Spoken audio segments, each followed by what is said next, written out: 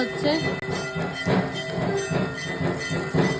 ওদিকে সন্ধে হচ্ছে, চিকেন পকোড়া ভাজা হচ্ছে, এরপর হবে চিকেন পকোড়ার ভাজা হয়ে গেছে রেডি। কিরকম জুসি হয়েছে, কি নরম সফট। হ্যাঁ নাটক নয়, খুব ভালো লেগেছে, খুব নরম টেস্টি ভাই।